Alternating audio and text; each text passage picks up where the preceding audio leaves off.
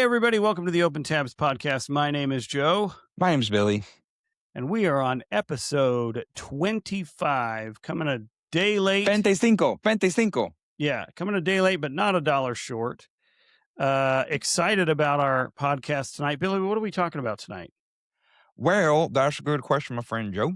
We are going to talk about a few things. First, we're going to talk about what happened to me. What happened to me recently? No, it's a good thing. What happened to you? Seriously. I know. We're going to talk about that.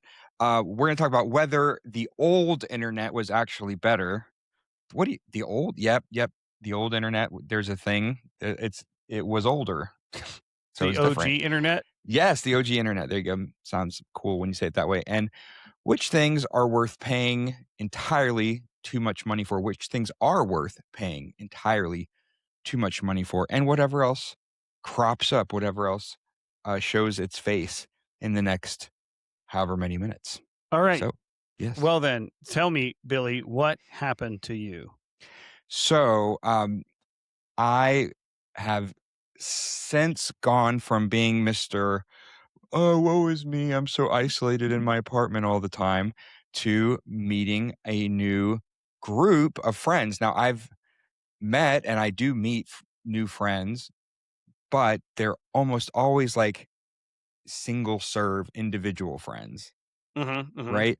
Which is fine, but it's not as great because and I try to get friends to connect my different friends to meet each other, and that's fine, but for whatever reason, usually it doesn't turn into anything. I got invited to an established group. Like they have been an established group of friends that as a group do activities, and they've been together for 5 years and they've grown, but to the point where they're getting ready to do like a celebration of the group being 5 years old, I guess. Oh, wow. And so this is if you can manage it, if you can figure out how to find it, this is the way to go. If you are, especially if you're an adult and you're looking for friends, you can find the group that's already established and just join on with them, you're golden. Rather than like trying to create a group from scratch or get your different individual friends to meet and try to figure out if they have anything in common.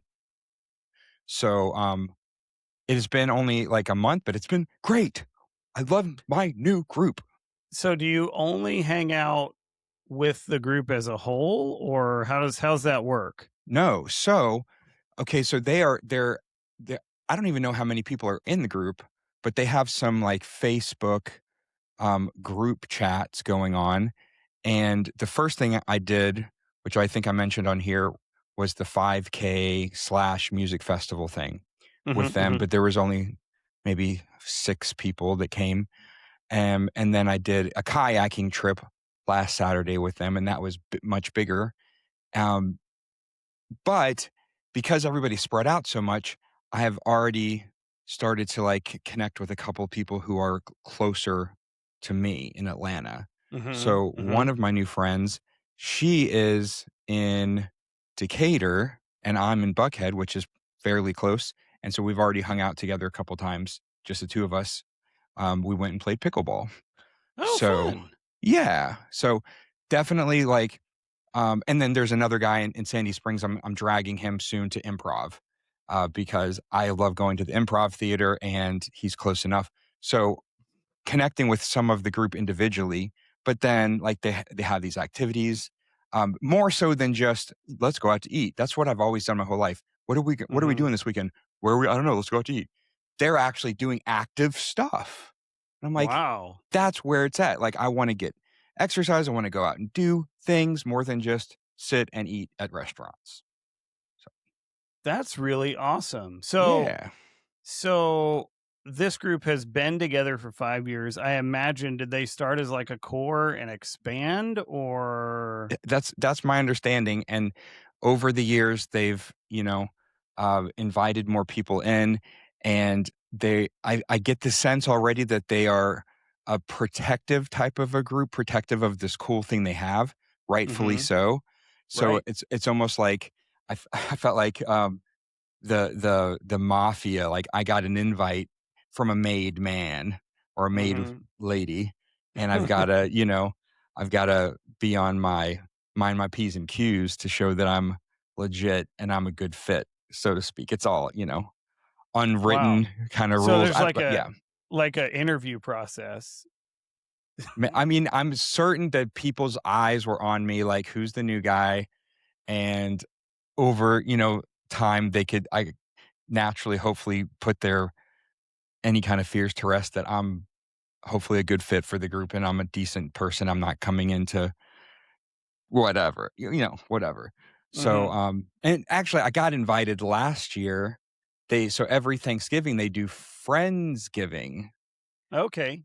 And so it's like, people that don't have, uh, you know, family in town or whatever, they're all going to the house of somebody in the group and doing a Thanksgiving. Mhm. And I didn't make it, but definitely that's gonna be where I'm at this Thanksgiving. So the That's exciting. Friendsgiving. Um, Yeah. it's cool when so a lot of folks, and I think this is probably a struggle for a lot of people, is like, how do I find my people, right? Yes. Yes. Um, and I mean, eh, to a certain extent, you tend to link up with people in your similar life stage or through a similar value structure, right? You might meet people at church, you might meet people at work, you might meet people out on the trail or whatever. And I think it's really hard to break into uh a group that's already established. So the fact that they have a practice for inviting people in as that comes about, that's really neat because you don't see that very often. Yeah, But yeah, and if the tables were turned and I was one of the, like, established people who had been there for a long time, I probably would gravitate towards nobody invite anybody else. It's a perfect size. It's a perfect vibe. Let's not mess it up. So for them to be hospitable and take a chance is what it is. Take a chance to let mhm. someone invite someone else, which is all the more reason that I love this group. The person who invited me, funny enough, she and I dated when we were teenagers. That's a long Oh. time ago. We were in the rave scene and we were teenagers, and then we went our separate ways and lost touch, and then we bumped into each other years later through a mutual friend, and we've just been connected on Facebook more or less. So I'm so grateful that I got the invite from her, and the group has been super kind and friendly and, hospitable and just lovely and warm. You know, something that this just came up in conversation a couple times this week already with some of my friends. Something that has been the case for me since I can remember, like since I was before I could even drive a car. I've had friends consistently throughout life who are significantly younger and significantly older. Mhm, mhm. I And think I've we've had talked about friends, that before. yeah, I've had friends who are, have friends who are all across the spectrum of religion, of politics, of lifestyle. I've always had that, and I've always loved that. Even today, even right now, two of my very closest friends who I spend the most time with in person, one is 23, trans male. The other is 67, conservative, lives in an RV behind the church. And I love them both, and I would give either of them a kidney if they needed it, you know what I mean? So different, but they're such wonderful friends. They're just completely different spectrums of life in so many ways, and so, and I love that. I freaking love that. Not everybody has that or not everybody wants that, and Mhm. so, and I love that. So I do, yeah, I do, I agree with you. I think we tend to kind of bunch up where we're comfortable, mhm. right? I think shared values is a big piece of the puzzle for a lot of folks. I know for for us, friendship wise, is very much based around like life stage of kids, right? So we have our friends who we're friends with because we all have teenagers who are friends, or we have our friends who are friends with because our kids go to school or church together. And that does end up creating kind of like homogenous connections, so to speak. And you do get kind of like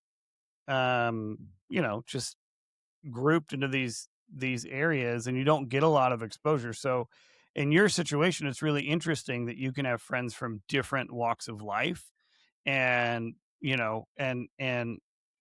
get an opportunity to interact with and create, relationship with folks who may see the world differently than some of the other folks that you Yeah.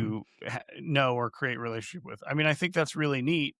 I think it's a really cool opportunity to just, practically love people regardless of Mhm. where they are in life. You know what I mean? Yeah, that's it, and it certainly makes it easier that, I live alone, I'm single, and I'm flexible in every kind of way you can think of, so, um, I'm not tied to one particular thing at the moment. I can kind of, move around and hang with different people, different groups, and that type of thing, which is cool. But, and you touched on this, it is it is exceedingly difficult the older you get to meet new friends. And for somebody like me who I don't go to bars, I don't go to clubs, I you know, I'm not going to church anywhere at the moment. Where do you just meet friends? God forbid I strike up a conversation in the checkout line at the grocery store, which if Yeah. somebody strikes up a conversation with me, cool. But oh man, like they're gonna give you oftentimes they give you a look like, what does this guy want? Why are you talking to Why me? are you talking to me? Same thing in the elevator at my building. Uh, People are just on guard or they're suspicious or they're whatever. And and even if they're not, even if they're friendly, like you, what, let's be friends. I mean, it's so it's really tricky to meet friends. Like when you're younger, if you're in school or you have certain type of jobs, you can make friends a little bit easier. And there seems to be more to be made. But man, now this is why when like a friendship either doesn't work out for me or it kind of dissolves for some reason, it is that much more like saddening because these friendships, even the short term ones, are like so precious. I'm like, Hmm. um, but yeah, so it's good. It's good. I'm really grateful. So, would you consider yourself like you're a part of the group now? You're a full fledged Yeah. member. So, Yeah. how did that happen? When did that click for you? Um, so that very first, and this is all just in the past few weeks, that first event that I got invited to, the 5K, there's just a Hmm. handful. I guess maybe it's funny to just say it with words, I guess. I must have passed the test enough to where at the end of that evening, they invited me to come to the kayaking thing. Okay. So if I'd given weird vibes, it probably would have been like, well, see you See you around. later. And that's where they added me to the group chat. Like that felt like, okay, now I'm in. I'm in the group chat.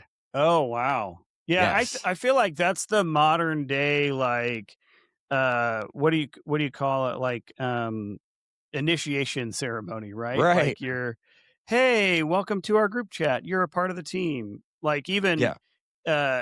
anything you do, I think it feels that way. Like you're like, oh, like it's, I'm in it now. I'm part of it, Yeah. I Yeah. like that.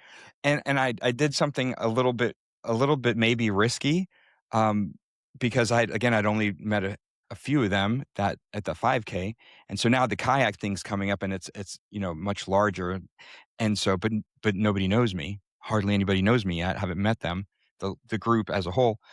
And so I made this funny video, funny to me at least, about they said you should get a dry bag to bring on the river in the kayak. We're renting kayaks.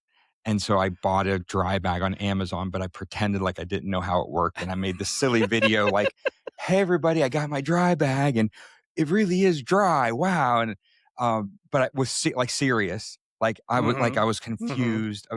And, which if you know me, of course, immediately, I'm being funny or silly, but they don't know me. And I'm like in character, straight face. And I had two different people reach out to me right when I shared that little 3-minute video in the group chat saying, it's okay. We'll help you.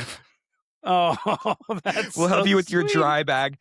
And, but then I think they figured it out. And then when I showed up in person on that Saturday morning for the kayaking trip, uh, and of course, I'm nervous, I don't know anybody, and they're like, "Hey, Billy, nice to meet you. Hey, I also got one of these dry bags. Maybe we can figure it out together." So they got the joke and, Oh, nice. ran with it, and so, it a little risky if they don't know that, like, out of the gate, "What's this new guy? What's up with him?" But it was cool. It was cool, man. They're such lovely people. That is awesome. Uh, so now you're hanging out with someone from the group, if not the whole group, pretty frequently. Has that taken a toll on your energy level? I mean, so, yes, in the sense that, um I'm already not organized in life. I'm like flying by the seat of my pants anyways. So this is just throwing in additional activities and commitments. Like, not that's, I don't know if that's the word, but like, I'm going to meet you on Thursday for doing this fun thing, more things to put on the Mhm. calendar. So I gotta do better. I gotta do better and figure out, you know, um, So how to how to, like, sustain it. well, because I know with me, for example, and with a lot of the adults I know, it's like there's that little part of you that's like, "Is it do I don't know if maybe I don't. Maybe I can't. Maybe I won't."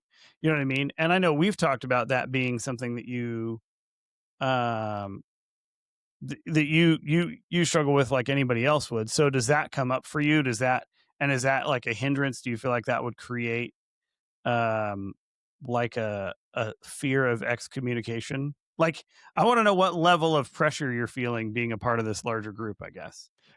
That's a good question, and so far, I'm just because not because of me, because of them, they have all been so kind and gracious and welcoming and genuine, like, even during the day kayaking, um multiple ones just quietly like, "Hey, just checking on you. You having fun?" You know? That's Oh, the that's kind of thing I cool. normally do for others, and it felt so good. I was like, "Thank you for checking on me." Just little things here and there. Wow. I shared this recently, um, actually in a meeting at work at my day job. This lesson that I learned, actually, I think I shared it on the podcast already, but, when I went to this singles event, I chickened out. And I Mhm, didn't mhm. walk in the first time, and I waited to the next cycle, Right. But then uh, I signed up to be a volunteer to give out name tags, and that made the difference. That lesson, I've never forgotten it, and that applies for all this kind of stuff.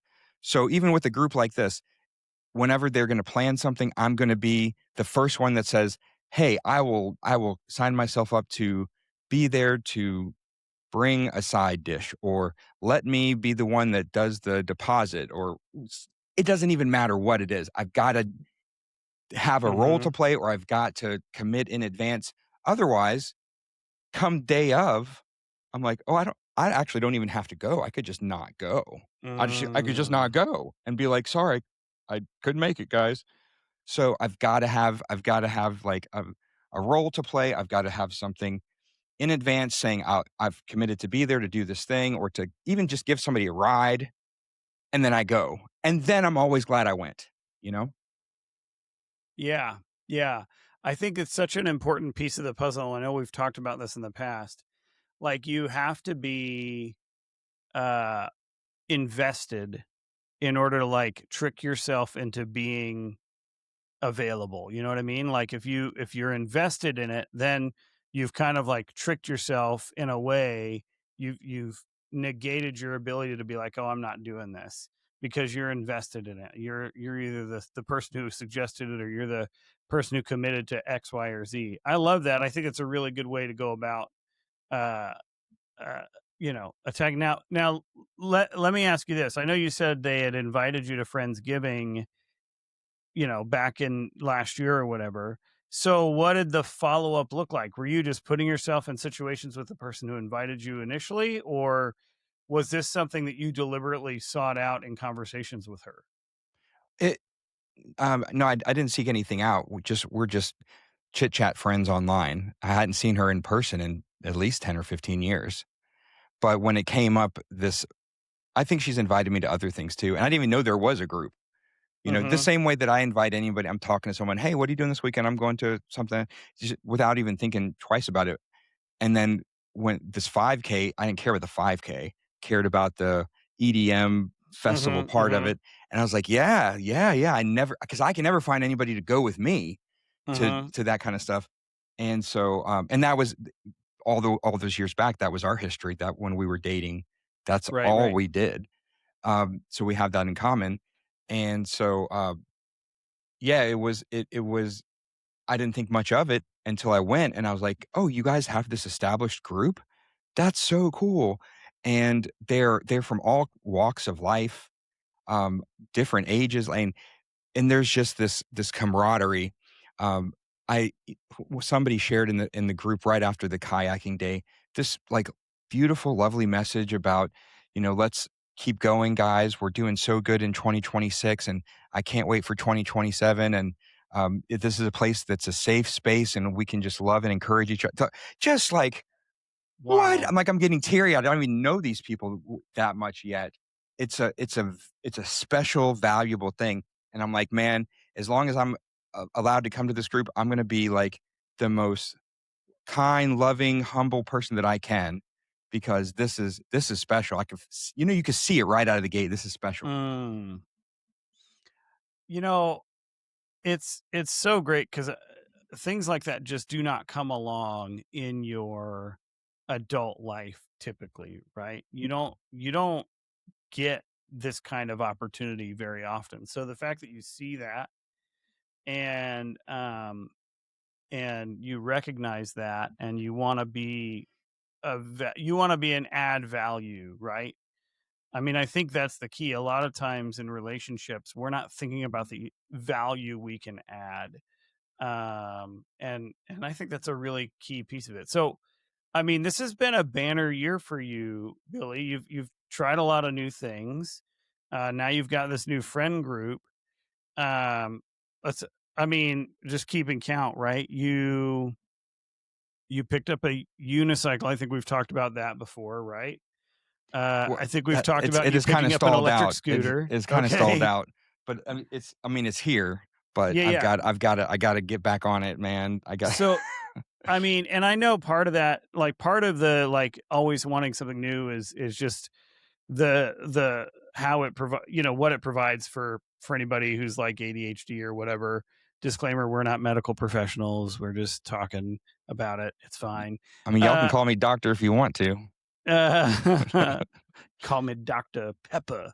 Um, but do you think that this kind of pursuit, if it, as it were, for the new thing, for new or growth or the next thing, do you think that's contributed to your ability um to be a part of this group or be available to be part of this group? How do you think there's any correlation to that? Like, hey, if I'm open about growing and learning new things or new skills, Yeah, that's gonna provide 100%. that. Because the thing is, like, there can be and there is plenty of wonderful things to do and people to meet in life for me, for you, for anyone listening today, tomorrow, wherever we're at.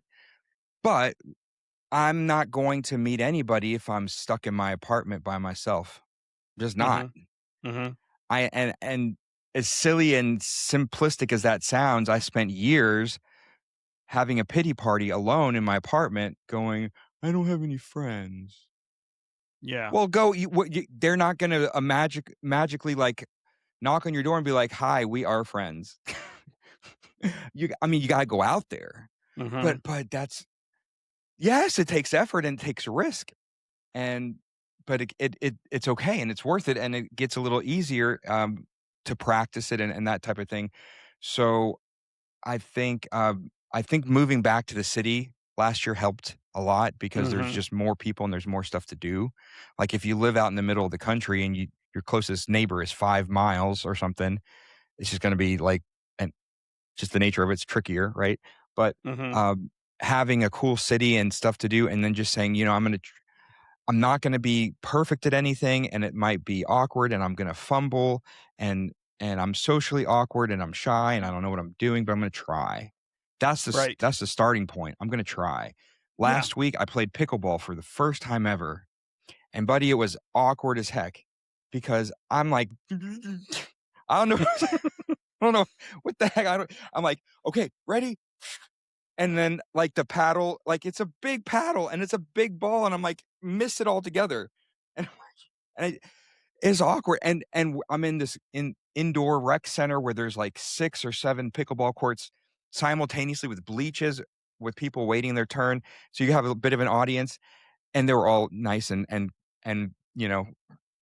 lovely, wonderful people and stuff. But I'm like, it's awkward and nerve-wracking. I'm trying something new and I'm not good at it. That's part of it. I If you don't try, if you don't start somewhere, then you never know. You never know.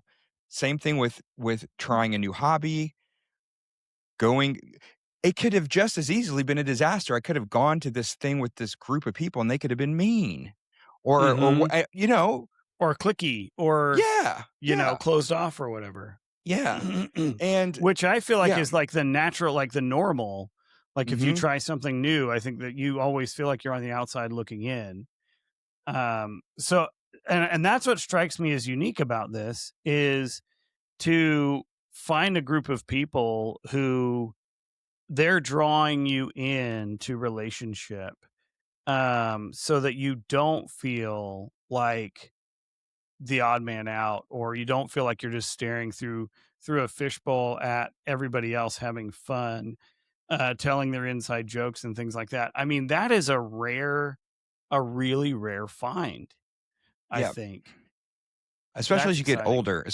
older, because just the nature of it, getting older, people tend to have, families and kids, and so just the nature of, me kind of having a season of life where you naturally, organically have other people in a similar season of life.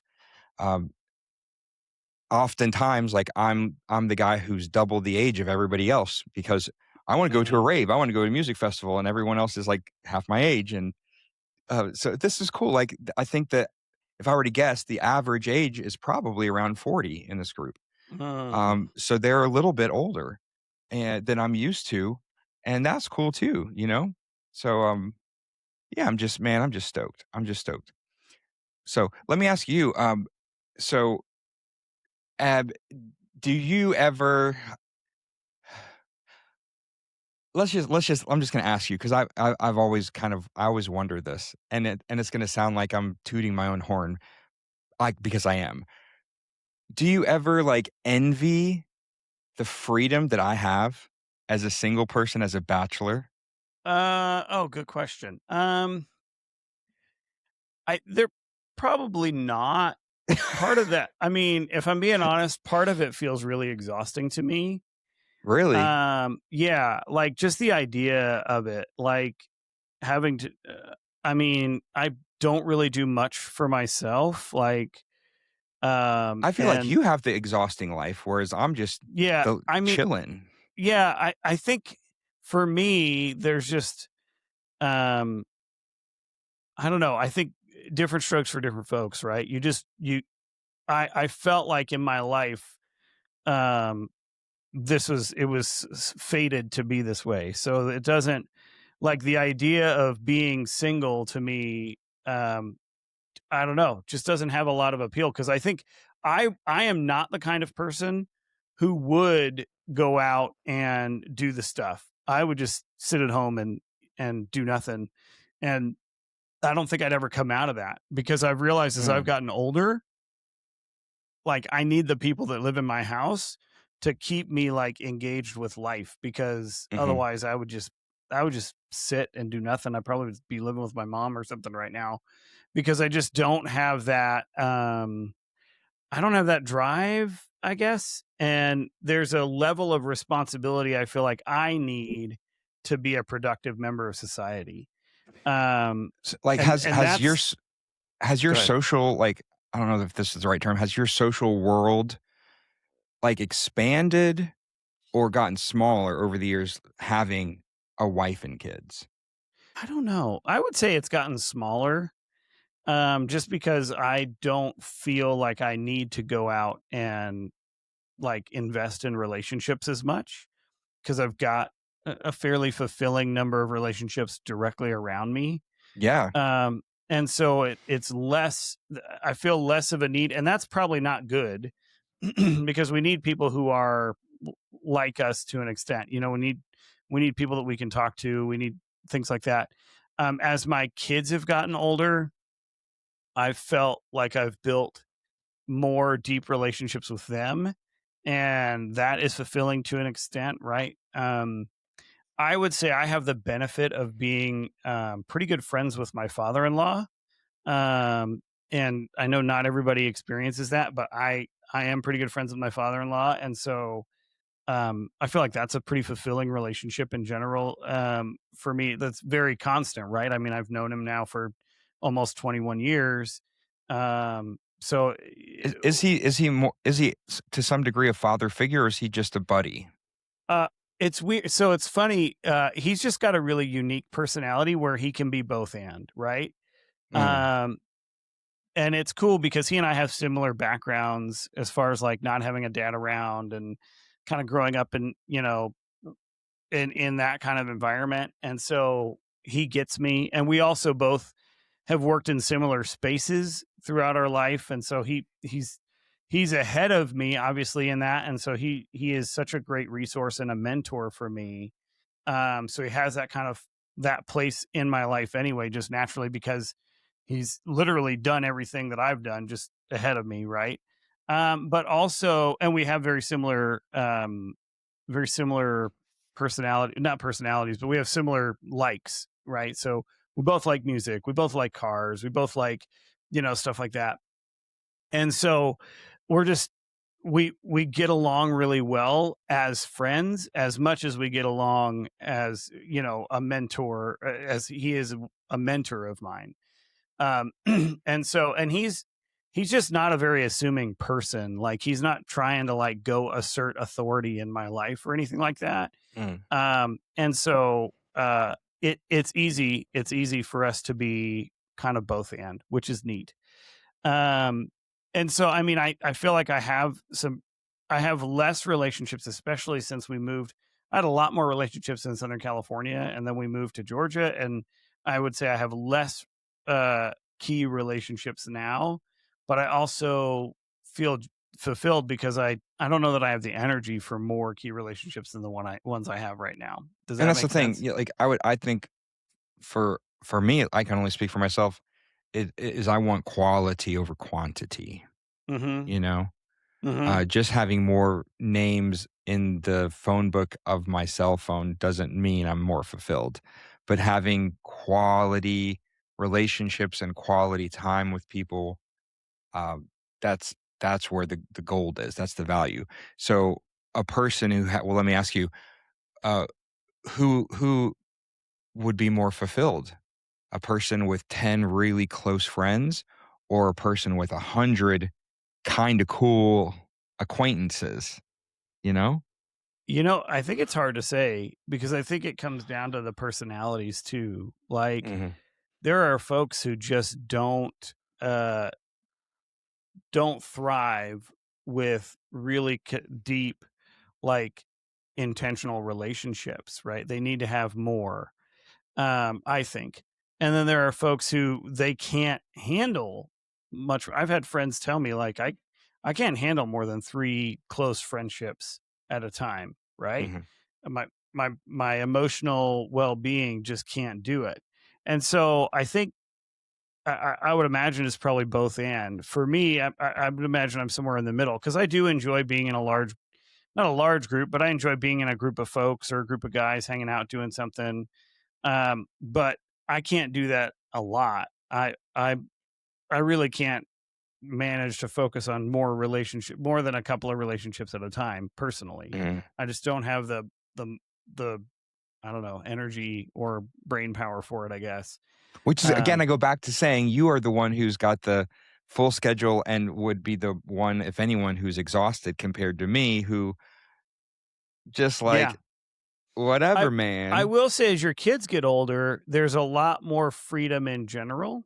Mm, And so it's not like when I think a lot of guys experience when their kids are really young, especially if you have 4 within a span of, 12 years, you have young kids for a pretty long time. Um, that gets isolating and that gets difficult because there's so much responsibility. If you're engaged, right? If you're an engaged father, then there's a lot of responsibility on you.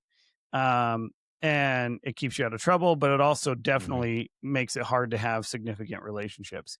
But now, I mean, my youngest kid is 8. And so you know, if I need to go on a trip or if I go somewhere for a weekend, it's not a big deal. right. Um, because, they're older and they kind of can do their own thing or whatever. And, my wife went away recently for a night and we handled it fine. I mean, it's harder when she leaves than when I leave. Uh, but like, we have that freedom now that our kids are a bit older that we can do things and it's not too hard. Do you ever think about in, I don't know, 10 or so years being empty nesters and not having kids in the house anymore? No, no, I can't. And I have a theory that this idea of failure to launch is just as much parents not wanting their kids to leave, Mhm, uh, as it is as it is kids not really wanting to be or wanting to or being ready for the real world. Because here's the deal: I think, and this is a good thing. I hope um, parents and children have better relationships these days. This is not science necessarily, though. I do think there are studies on this. Parents and children tend to have a better relationship these days than the generations before them, and I think that lends to the idea that like there was that shift from, and again, I'm not quoting a study directly, but I've heard this many times, that shift from, hey, kids should be seen and not heard, to, hey, kids bring value and we actually enjoy them and we're having them because we want them. mhm, um and so I think that kids are staying home longer because, parents aren't as eager to get rid of them as maybe they once were. There's not as much of a pressure to like, my kid's got to be ready for life at 18 years old or whatever it is. Is it important for your kid to be ready for life when they're an adult? Sure. But if they stay in your house for a couple more years while they go to college or while they get their feet under them before they get married, is that okay? Absolutely. And now I'm getting tangential, but we're in a different culture. The American subculture is so much different than other cultures where sometimes kids don't ever leave the house. Sometimes kids get married and they stay at home with their family, and then they just kind of like end up taking care of their family, and then the mhm. mother-in-law moves in or the father-in-law moves in, and like the family unit is seen differently. Just But they're also not leeching off of their parents. right. No, no, no, no. In That that I think culture, that that is the key. yeah, yeah. They're the tables are turning, right? And they're starting to provide opportunity or provide for their parents or take care of their parents. And like it's funny. I'll illustrate this. So my family, I am half Indian, half American, right? And if I were to use the term immediate family for you, what would you typically consider your immediate family? Whoever's living in the house with me or mother, father, brother, sister. Right. So if you use the term immediate family in a at least in my experience with my family, when my mom uses the term immediate family, she doesn't mean me and her and my brother and my dad, as it were. She means her brothers and sisters, her mom and dad, his Huh. mom and dad. She means the generational like group. Immediate family is everybody in the family, right? Everybody, So you're directly there's no related to. extended family. It's just the whole Well, I thing guess is the extended would family would be like her aunts and uncles or cousins or whatever. okay. An immediate family would be her immediate family and the family she's building. And so I think there's just a unique difference there. And I think people think of their immediate family as a larger than what we typically do here in the States. And so it's not uncommon in India to have kids that stay with their parents, get married, all live in the same house, and do their thing. That's just not very. That's not an uncommon thing at all. And so I don't know where we were going with this, but long story short, I don't necessarily. I'm not looking forward to my kids. I'm not looking forward to being an empty nester. That's where we're going with this. Mm, Um, I I'm okay with my kids being home until they're ready. Like if my daughter stays with me till she's married, I think that's fine. I don't mhm. if she has a desire to go be independent, go move and do her own thing and be single out in the world, great. If that's not what she wants to do, if she wants to move into adulthood the way she wants to in a more traditional environment, that's fine too. And I'm okay with that. I love that because there's not pressure one direction or the other. Yeah. I think Yeah. at least when I was growing up and many of my friends, there was a significant pressure on one side or the other. You got to get out. You got to get out. Or, no, you should stay. You should stay. You should stay. There was a pressure based on what the parent wanted or what the parent thought was best, as opposed to your approach, which is quite balanced and kind of saying we're going to do our part to prepare you and whatever you think when the time's ready for you, we're going to support you. And whether that's staying longer or, I like that. I like that a lot. Uh, do you think if we met each other like for the first time right now, would we be friends? Oh, that's a hard question. I Why is it mean, a hard question? no, here's what I'll say. You and I are very alike, and we I think we would be friends generally, but here's the thing. We've been friends for so long that I think that we would not be who we are without the other person. You know what I'm saying?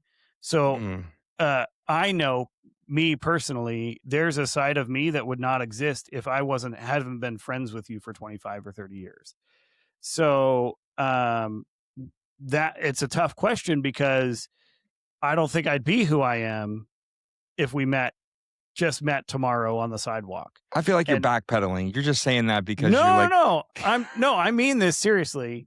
And there's a quote in this book by C.S. Lewis called The Four Loves, mm, and it talks about you probably know the quote I'm talking about, and I'm gonna paraphrase it. Sorry, C.S. Lewis fans, but like um, when you have a group of people A, B, and C, right, and let's say B dies, well, not only does B die, but there's a part of C that is only activated by B, and that part dies, and there's a oh part of yeah, A that's only activated by B, and that part dies.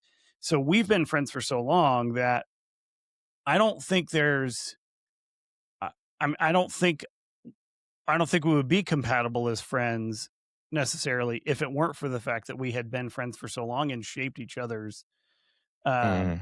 each other's personalities somewhat, right? So I'm not backpedaling. I mean, if we were exactly who we are today, yes, absolutely, we'd be friends hands down.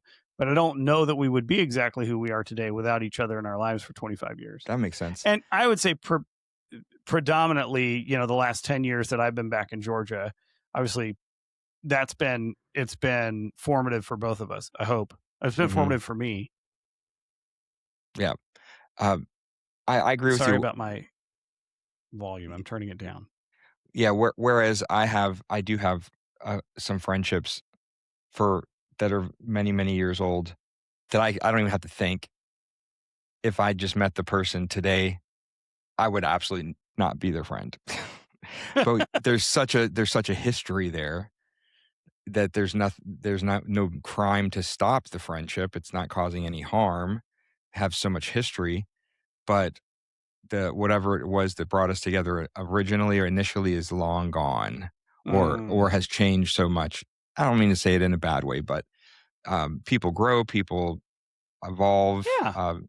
that type of thing. I mean, going back to this friend group, this friend of mine who was my girlfriend when we were teenagers, that was built around going to raves, like raves of the 99, 2000, 2001. It would not be any surprise if we had nothing in common now Mhm. all these years, and we do actually, but, um, you can have a friendship that's built on something, and then years later, neither of you have that thing anymore, Yeah. whatever that foundation was, originally, So, okay, so I don't even wanna go to the next segment. This is such a good, I know. so Uh, good. but I think we could talk about the old internet. How's that? I think that's a good segment to, because it's a little nostalgic. Yeah, Um, yeah. what what is, if you had to pick a website right now to return, what would it be? I thought about this, I don't know if you remember this website called eBaum's World. Vaguely. I mean, I know eBaum, I've. the letter EBAUM, eBaum's World. This was a website. This is like the very first website I ever came across in my whole life that had what would later become memes. That word didn't Mhm. even exist, but just funny little graphic things, little where somebody on their computer made a funny song and did some kind of choppy animation with it, and you would have a link to it, and then you would send the link to people, Mhm. and that Mhm. was like what would become memes later on, but that was eBaum's World. Uh, I don't know. I'm sure it does not even exist now. Let's look, but yeah, it's long gone. Oh, Yeah. no, no, no, no, no, there it is. Does it still A exist? a non yeah, apparently a nonchalant collection of funny pictures, slightly dank memes, and somewhat crazy videos that eBaum's World users uploaded from all over the internet. And I can't click into it because I'm on my work computer and it blocked it. But there. I don't know if that's a valid answer, but there it is. I'll have to go look at it later. How about you? How about you? Well, I would bring back, and I'm pretty excited that it may actually be a reality soon. And this is not a plug. We are not sponsored, but I would consider MySpace. I loved MySpace. And I know I'm probably one of the only people, but I had the dopest MySpace profile on the planet. Because if you remember, with MySpace in the late 90s, early 2000s, you could actually like customize the way your profile looked. Like you made a little website, and Mhm. mine was so cool. It was so dope. I had like um like a this really cool like artsy fartsy picture of a soundboard, and that was my background, and it was all smoked out, and then I had like I mean it was pretty sick. And I don't know what else we did on MySpace, to be honest. I mean, I know it was a social networking platform, but I don't really remember anything beyond just like customizing my profile. I don't remember, and like looking at other people's profiles. So I don't remember like if there was a feed or any of that stuff. I don't remember what it was like. But that part of it, just having that, and again, I get that I could make a website right now and do the exact same thing, but it's silly to do it by yourself. When you're doing it on a site where everybody else is doing it, it's a lot more fun. And so I really, really enjoyed it. And the owners of MySpace, so I have read, it's been all over the news. Today, at least, is when I saw it. They're actually thinking of making a comeback. Now, um, they tried to build an entirely new MySpace that was modern, but it just didn't work. And so now it looks like what they're trying to do is bring back um, a different kind, like bring back the old school MySpace and make it Kinda what it reinvent was it. before. Yeah. Do you remember this is going way back to the MySpace days. Do you remember the top 8? Yeah, where you picked your top 8 friends? Yeah, this was like some people it was like the top 8 politics, like, if you Mhm. got mad at somebody, you kicked them you didn't unfriend them, but you Mhm. kicked them out of the top 8. You're not my top 8 anymore, buddy. You better be on your A game in the future I if do you wanna remember get that. back up there. Yeah. I don't even remember who all my friends were. I think it was like my cousin and I don't know, the 5 people in high school that knew what MySpace was. I mean, back then, I hate saying back then, but like not everybody even had a computer in their house, right? Right. That's right. And not everybody had like access to the internet on a daily basis. I mean, maybe I would say probably 75% of us did, but not everybody, right? We didn't really, we just, some of us had cell phones, a lot of us didn't. Like it was a different time. And cell phones certainly couldn't get on MySpace back then. Yeah. Did Uh, did you ever make a personal website at some point? well, I do actually. If you can go to joeleclaire.com, it's a professional website, but I do have a website for my name. I mean, back then. I mean, back then in Oh, those no, no, no. I days. just had my MySpace. Like I had, that Mm, was the only thing I had. I I didn't get a domain until probably 2007 or 8. yeah, I made my first website way back then, and it was I wish I still had, like, even a screenshot of it or whatever. It was it all of the things that now looking back are iconically awful, maybe. Like Mm-hmm. like, when you scrolled, there's, like, flames, and like, I Mm-hmm. would have the mouse cursor would do something, and, you know, finding things, different effects to do. It like nothing matched. The colors were weird. It was all just like piecemealed together. Kind of like if somebody, the difference between somebody getting a full sleeve tattoo that's like one design versus somebody who gets 15 things over the years that don't have anything to do with each other all over their arm. It Mm-hmm. was like Mm-hmm. that, but a website. Yeah. I had a whole section of that website for Teletubbies because because I thought it started off just being funny, maybe, and then I really got into it. I did all this, like, stuff with Teletubbies and just what? My buddy and I would stay up all night on a weekend and just, like, add it's like starting off with a garden shack, and 20 years later, you've sort of built a mansion with, like, 2 by 4s and used Mm-hmm. nails.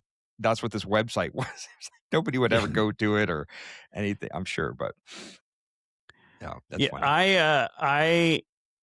I had my MySpace, and then I did. You know, it's interesting. I think MySpace was such a useful tool. It was like the only version of STEM that we had Mhm. as kids, is because it taught you how to use HTML, how to plug things in, how to That yeah. host an image and load it, and all that stuff. So it was kind of giving. That's how I first learned HTML, was using MySpace. That's right, 'cause you Um, could do HTML to do, like, a background and stuff. yeah, I Yeah, went in that's and I right. like uploaded my picture, and then I like, oh no, what I did was I found a picture on Google Images, and then I copied the link. So I like learned how to like do all those kinds of things. And I think it was so helpful in learning how to do, you know, MySpace or whatever. And I'll be honest, I've used like that was the basis for me learning HTML. Mhm. And and I still use HTML today, for all kinds of things. So, good on you, Tom, for giving us a STEM class in HTML through MySpace. I enjoyed it, but I never got as far as getting my own website. Now I'm a little jealous. Yep, yeah, well, I had a few over the years, and none of them were they were all silly, I guess you could say. They were all silly. Well, I started a blog many years ago that I still have. Oh, the blog. Oh Yeah, man. tell me, I have did you have so many one? blogs. I have so many Multiple. blogs. Yes, and they're all like maybe 2 or 5 entries, and that's it. And then they're abandoned completely. And now I want to go on to blogger.com. This is our next thing. Well, actually, hang on. I totally forgot about this, Billy. I wonder if I still have blogs on blogger.com. I do, because it's owned by Google. So let's see. I have I have like one called "Oh No, Not Another Blog," and then I and then I have another one called Which is "Three Ways to that should be Relieve called Stress." And that's like, "Oh, no, not another podcast" nowadays. yeah, and what's funny is, like the only other 2 blogs I have on here are actually not made. They're like not posted. They're in draft. Mm. But this is from 2017. This one, I thought I had an older one than this. I know I had an older blog. Now, man, I totally even forgot blogs existed until you just said that, Billy. So I know I have more out there somewhere. Probably got a WordPress blog chilling somewhere. Here, I don't even remember what other kind of blog, what other blog sites were there back in the early 2000s. well, Blogger, check this out. Well, so Blogger is the one I have, and mine This is is lame compared to yours, boy. this is mine. Look at this. The first entry was in 2005. But I did this fairly regularly all the way to 2011. It's Oh, still here. wow. Defending the Lentils. Is the name of it. I Defending remember your blog now that you say that. Yeah. Yeah. Sometimes I think about getting back into it. You know, even it's similar to this podcast, I suppose. Even if somebody were to never read the blog post, the practice is good to put it in words. Yeah. To put your thoughts into words and write it in a journal or put it on a screen to where it makes sense without AI, without anything else. Just that practice to get your thoughts out into a cohesive article, document, story is a good thing. Even if Yeah. nobody reads it, even if you never go back and read it, it is a good process. It's a good, healthy intellectual process. And I miss that. Maybe I'll start doing that again.